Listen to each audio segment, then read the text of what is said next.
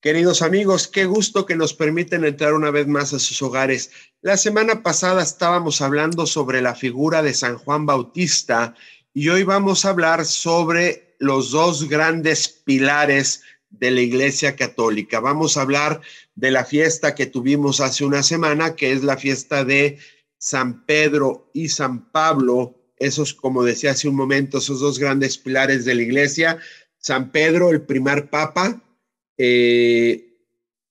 un judío normal, de media, era pescador y se convirtió posteriormente en pescador de hombres, y San Pablo, ese luchador infatigable, perseguidor infatigable de los católicos o de los cristianos en ese momento, porque tenía un gran celo por su religión judía, hasta que se convirtió cuando se encuentra con Cristo, que lo tumba del caballo y le dice: ¿a quién buscas?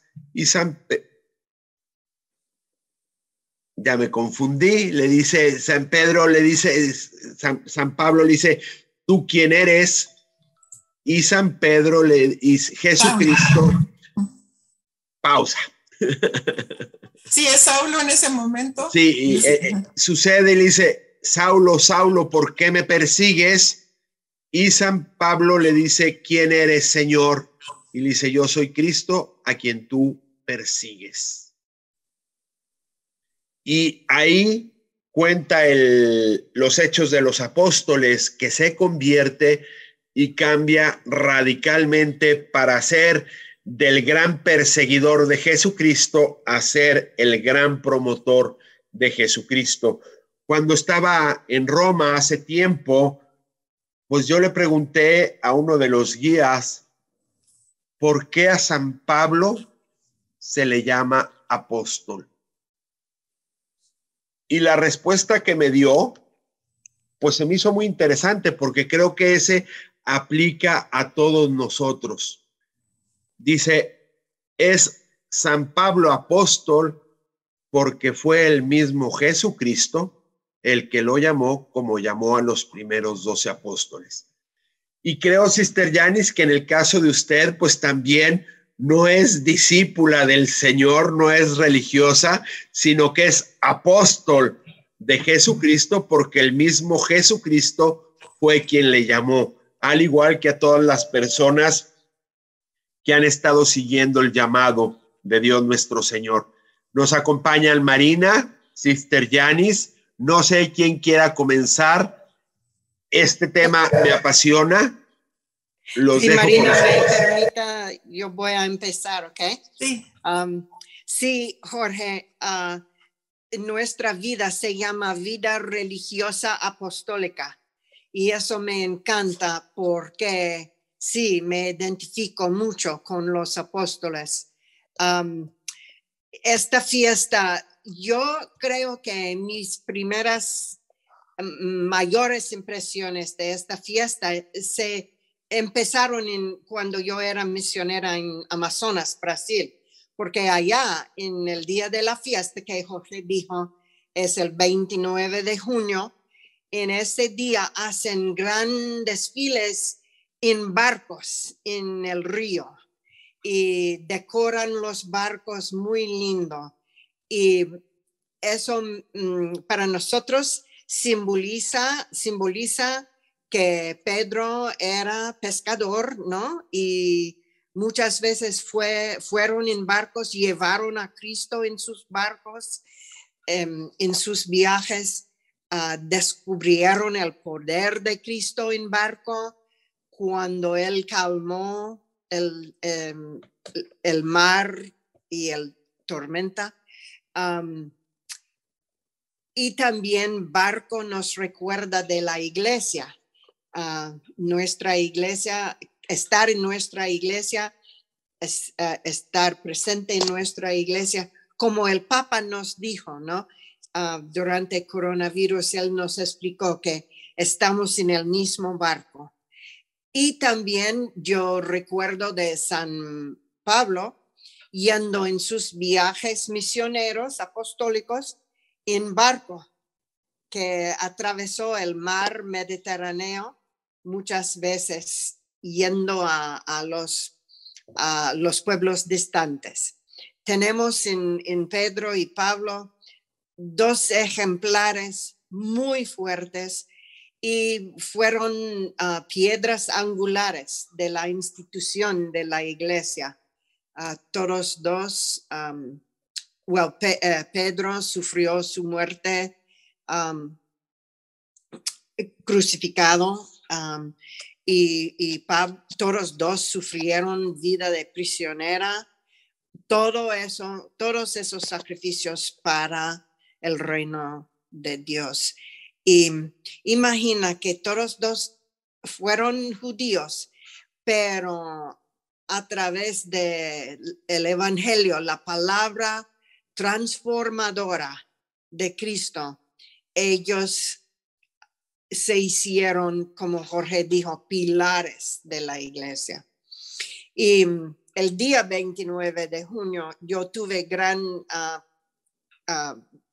experiencia de asistir a la misa desde el Vaticano para la fiesta de San Pedro y San Pablo. Y en ese día, no sabía, pero en ese día el Papa bendice los palios que se les imponen a los arzobispos metropolitanos que fueron nombrados durante el transcurso del año. Y es otro paso que muestra que esta fiesta, que es la fiesta de los cabezas principales de la iglesia, en esta fiesta el Papa bendice otros líderes para la iglesia, porque diferente del tiempo de Pedro y Pablo, hoy en día la iglesia está en todos cantos del mundo, que para mí es algo muy lindo saber que la misa esté celebrado en muchas lenguas de muchas culturas, pero en todo el mundo compartimos la Eucaristía, la misma Eucaristía, cuerpo de Cristo. Otra cosa que el Papa destacó en su homilía en ese día 29 de junio durante la misa era que es el año del sínodo y que el sínodo es una llamada a todos nosotros de asumir nuestro rol también, de ser líder en la iglesia, de ser apóstol, de llevar la iglesia a todos y todo el mundo. Y cómo podemos, él hizo dos preguntas, el Papa. No sé si voy a poder descubrir estas dos preguntas. Una de las cuales, claro que era, ¿qué podemos hacer nosotros para la iglesia de hoy? Y podemos amar a los otros. ¿Qué podemos hacer juntos como iglesia para que el mundo en el que vivimos sea más humano, más justo, más solidario, más abierto a Dios y a la fraternidad entre nosotros? No debemos encerrarnos en nuestros círculos propios, estar atentos a no caer en perversión o actitudes de ser mejor de otros, ser levadura en la masa del mundo, establecer gestos de cuidado por la vida humana, por la protección de la creación, por la dignidad del trabajo, por los problemas de la familia, por la situación de ancianos y abandonados, rechazados y despreciados. Ser una iglesia que promueve la cultura del cuidado, compasión por los débiles y la lucha contra toda forma de degradación, muy linda. El Papa siempre nos da palabras muy, muy inspiradoras. Gracias al Papa por él también es un líder igual a Pedro y Pablo, y por su liderazgo yo doy gracias. Gracias. Yo también, sister, y también sabía que este 29 de junio también le llaman Día del Papa, y es muy lindo porque en realidad es un día en que debemos orar, pedir mucho a Dios por el Papa Francisco, pero también por todos los obispos y los sacerdotes. Es un poco también como lo que pasó el Día del Padre, que también pedimos por nuestros padres, pero también por todos los sacerdotes. Yo creo que necesitan mucho de nuestra oración, pero más sobre todo nuestro apoyo. Y como dijo Sister, debemos publicar y anunciar a los demás los mensajes. Siento que este Papa que tenemos ahora nos habla muy directo y muy claro.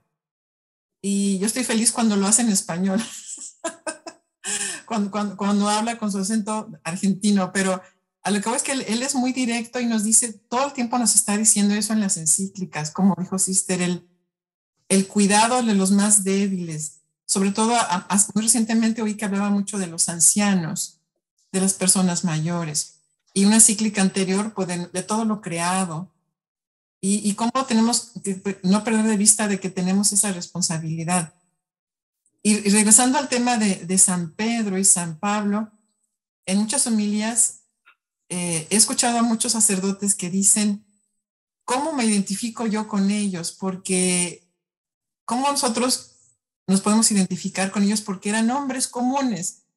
No iba a decir no corrientes, pero son hombres que tienen defectos, que no son perfectos, son como nosotros. Y es hermoso ir siguiendo, por ejemplo, la figura de San Pedro. Sabemos que realmente se llamaba Simón y es una persona, como dijo Jorge, que vivió en el tiempo de Jesús y era pescador, no tenía mucho tal vez conocimiento, no era un estudioso como los fariseos, los levitas, pero es increíble cómo una persona como Simón, Pedro, después cambiaría tanto, pero lo transformaría Dios. Es hermoso porque si vamos recordando algunos de los pasajes más importantes del Evangelio, cuando lo llama por primera vez y estaba con su hermano Juan y estaban pescando y no habían pescado nada durante toda la noche. Y después le dice, tira las redes a un lado de la barca, ya es la pesca milagrosa. Y él desde ese momento lo sigue, pero todavía no lo conoce bien. Y es increíble que yo diga esto porque en realidad Simón Pedro lo siguió por los 3 años y estuvo con él en todos los momentos más importantes de la vida de Jesús. Hay un momento que me encanta cuando la gente pregunta quién es Jesús, pero Jesús les pregunta a sus discípulos, ¿y ustedes quién dicen que soy yo? Porque unos dicen que eres Elías, que eres esto, y el único que responde con valentía es Pedro, bueno, que era Simón, y dice, tú eres el Cristo, el Hijo de Dios vivo. Y Jesús le responde que esto solamente se lo pudo haber manifestado por el Espíritu Santo, que no venía de él. Entonces, desde ese momento le dice Jesús, ya no eres Simón, ahora eres Cefas, Pedro, y te daré las llaves del reino y edificaré la iglesia. Y en ti edificaré la iglesia, te daré la potestad de mi iglesia. Bueno, no con esas palabras, pero simbólicamente le estaba dando la autoridad a Pedro y lo estaba declarando la roca, la piedra, como dicen ustedes, la piedra angular. Es increíble porque después también siguiendo un poco cómo sigue esa relación de Pedro con Jesús, es muy lindo. Él lo escoge para momentos tan importantes como la transfiguración, cuando se los escoge a 3 y se los lleva y ven la gloria de Dios. Estaban viendo como un poquito el futuro, lo que iba a ser Jesús resucitado.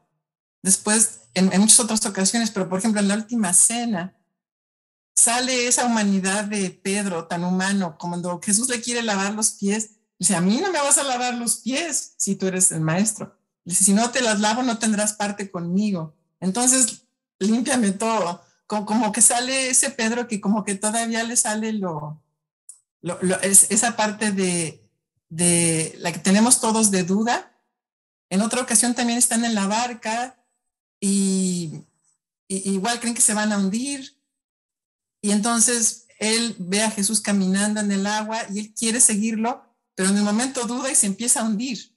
Entonces vemos cómo también de repente le falta la fe a Pedro porque pues se hunde. Y no solo eso, sabemos que después de la última cena, cuando se va al huerto de los olivos, cuando ya llega Judas a apresar a Jesús, valientemente ahí también lo quiere defender. Ahí le sale lo valiente a Pedro, saca la espada, le corta la oreja a uno de los guardias, ¿verdad? Queriendo defenderlo a Jesús. Pero bueno, Jesús lo cura y le dice que no es el momento. Entonces sabemos cómo todos estos sentimientos definen a Pedro. Después, claro, sabemos que lo niega 3 veces cuando le preguntan si es un seguidor, antes de que cante el gallo, y llora amargamente. Qué tristeza de Pedro de tener que haberlo negado, aunque sabemos que después, cuando resucita, es de los primeros que llega y sin ver cree. Entonces ahí es cuando Pedro de verdad cree en Jesús, pero más cuando ya resucitado se le aparece y está toda la tristeza que tenía Pedro se convierte en alegría de ver a su Señor resucitado. No me lo puedo imaginar, la alegría de Pedro viendo a Jesús resucitado. Y ahí es cuando Jesús, lo oímos en el Evangelio del día 29, cuando le pregunta 3 veces, como para reivindicarlo de las 3 veces que lo negó, que le dice, Pedro, ¿me amas? Sí, Señor, tú sabes que te quiero. Pedro, ¿me amas? Así 3 veces. Apacienta mis ovejas. Y le sigue diciendo lo que tiene que hacer, porque Pedro ya estaba muy triste, ¿verdad? Cuando murió Jesús, que él regresó a hacer lo que sabía, que era pescar. Pero cuando Jesús le dice, apacienta mis ovejas, es como recalcarle, no, tu misión son las ovejas, los hombres que te di, ¿verdad? Entonces, ya después de la resurrección, es cómo cambia. Y llega Pentecostés donde recibe el Espíritu Santo. Y ahí estaba Pedro con María y los apóstoles. Es el primero que sale en Pentecostés a predicar a todos que Jesús resucitó y todo lo que pasó. Entonces se le quita todo el miedo y sale a predicar a Jesús. Es increíble seguir esta vida de Pedro de valentía, porque sale a predicar y hace viajes, pero bueno, no tanto como San Pablo, porque San Pablo es increíble, es también otro judío, como dijo Sister, que ese se llamaba Saulo, su verdadero nombre era Saulo y nació en Tarso, en lo que es Turquía. Pero igual, lo mismo, sabemos que San Pablo es judío, es fariseo, conoce más de la escritura y de la ley, pero sabemos que, como dijo Jorge, tuvo un encuentro con Jesús que lo transformó. Y él va a Jerusalén y conoce a Pedro, pero como ya me imagino a Pedro y a los apóstoles contándole a San Pablo, el que era Saulo, San Pablo, contándole todo de Jesús. Y es un celo incansable el de Pablo, que también sale mucho más lejos que Pedro y hace como, no me acuerdo, como 3 viajes apostólicos, digamos como misiones, por todos lados. Entonces vemos cómo, aunque son tan diferentes Pedro y Pablo, la misión es la misma, es de predicar y llevarle la palabra a todos. Pedro era más a los judíos y sabemos que Pablo era más a los que no eran judíos, los que se llamaban gentiles o paganos, pero los dos tenían que hablar de Jesús. Y es algo muy, muy hermoso, porque en realidad les decía, encontramos que son como nosotros, personas que en momentos tienen sus dudas, como nosotros, que a veces como que dudamos, no estamos muy firmes en la fe, tienen sus debilidades, y cómo Jesús los levanta, los eleva, y al punto de las palabras, de lo que llegan a decir, como San Pablo, ¿verdad? Para mí la vida es Cristo. Y llegar a decir eso es increíble, ¿verdad? Para San Pablo. Y los dos mueren mártires. Como dijo Sister, San Pedro, que llega hasta Roma, y es el obispo de Roma, que digamos que había una persecución de un emperador Nerón, y los fieles le dicen, mejor huye, pero al huir tiene una visión de Jesús, que le dice, ¿a dónde vas? Quo vadis? Y bueno, él le pregunta a Jesús, ¿a dónde vas? Y Jesús le dice, voy a Roma a ser crucificado. Y se regresa a Pedro porque entiende que así debe de morir. Y como dijo Sister, muere Pedro crucificado, pero de cabeza, porque él dice, yo no soy digno de yo morir como mi maestro. Entonces muere crucificado de cabeza, pero mártir. Y está su cuerpo donde murió, en la colina vaticana, ahí está su sepulcro, exactamente donde está la Basílica de San Pedro, en el Vaticano. Ahí están los restos de San Pedro. Con San Pablo lo mismo, también había persecuciones igual, y a él también fue apresado, pero a él lo decapitaron con una espada, y también está en un sepulcro, pero él está a las afueras, en un sepulcro en la Basílica de San Pablo. Yo todo esto no es que yo sepa mucho de esto, pero es fascinante leer un poquito más de estos dos apóstoles, porque nos enseñan muchas cosas a nosotros personas en este tiempo. Sobre todo apreciar, yo creo, nuestra Santa Iglesia, que costó mucho trabajo, la sangre de muchos mártires en los primeros años, mucha gente que fue tan fiel y no quería renegar de Dios y murió mártir, pero ellos son los pilares, lo que nos dio la base de nuestra Santa Iglesia Católica ahora, como lo vivimos ahora. Entonces, pensar en esas bases que tenemos es muy lindo al recordar esta fiesta.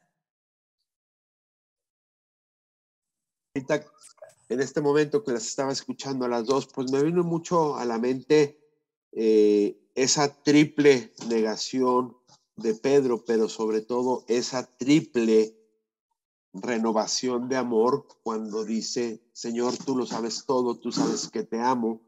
Y creo que estos dos grandes personajes muy distintos, San Pedro, pescador, sin preparación, vamos a decirlo así, sin mucha educación. San Pablo, una persona sumamente preparada, un judío dedicado realmente a predicar su evangelio o la palabra de Dios, y cómo los dos cambian radicalmente. Ahorita Marina comentaba, pues, cómo dudó varias veces San Pedro, como cuando se lo encuentra en las afueras de Roma y se encuentra Jesús y San Pedro le dice, ¿a dónde vas? ¿Quo vadis? Y Cristo le responde, pues voy a morir por ti. Como en ese momento preciso se da cuenta que perfectamente mi vida, en el caso de San Pedro, mi vida es una vida de amor por sobre todas las cosas a Jesucristo, débil, porque San Pedro, como todo ser humano, era débil, pero como en el momento de la verdad, el amor a Dios, el amor a Jesucristo prevalece. Y en el caso de San Pablo es exactamente lo mismo. Una persona que vive de acuerdo a su fe, que persigue a los cristianos porque son contrarios a su fe, hasta que se encuentra con Jesucristo, y cómo de ser un perseguidor, como decía al inicio, incansable, se convierte en un predicador incansable. En algún pasaje de sus cartas, él dice todo lo que pasó.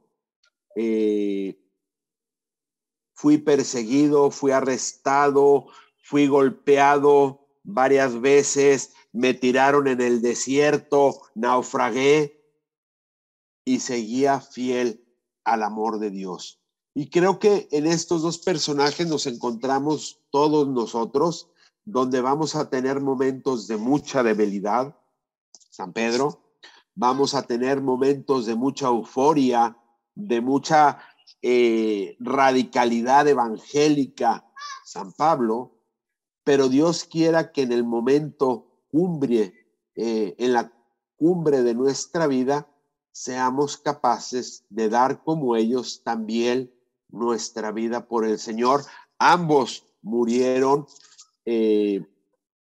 ambos mártires, como decía Marina, uno crucificado boca abajo porque no era digno de morir en la misma postura de Cristo, y el otro muere decapitado.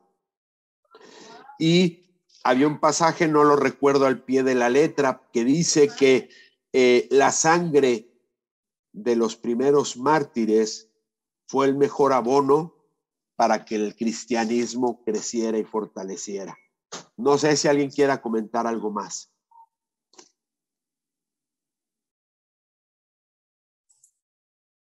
Yo quiero decir algo muy importante. Mucho de lo que hizo San Pablo es escribir muchas cartas. No sé exactamente cuántas escribió, no sé, tengo por aquí el dato, pero creo que eran 14 cartas. Y las escribía a las diferentes comunidades, siempre alentándolas a seguir. Es increíble, ¿verdad? Cómo la palabra de Dios, aunque fue escrito hace muchísimos años, la volvemos a leer cada día y es palabra vida, es palabra viva. Volvemos a leer el Evangelio y lo volvemos a leer después.